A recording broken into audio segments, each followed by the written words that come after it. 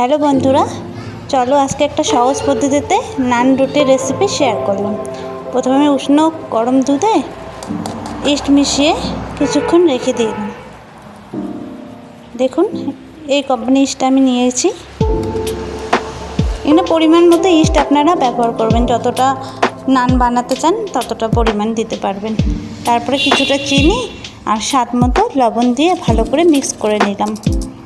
আমার মিক্স করা হয়ে গেছে। দেখুন, এবার মেজারমেন্ট কাপে 2 কাপ ময়দা দিয়েছি।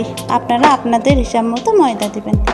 এবার ভালো করে ডোটা মেখে দেখুন কিছুক্ষণ রেস্টে রেখেছিলাম। দেখুন কি সুন্দর ফুলে উঠেছে। আর এবার আমি লেচি কেটে নিয়েছি, ছোট ছোট রুটির আকারে শেপ দিয়ে নেব এবং বাটার আর ধনিয়া পাতা মিক্স করে রেখে রুটিটার উপরে ভালো করে মিক্স করে দিয়েছি। এবার দেখুন রেডি আমার রাত্রের ডিনার। নানটা কিন্তু খুব নরম হয়েছে, দেখুন আপনারা, খুব সুন্দর আর খেতেও খুব টেস্টি হয়েছে।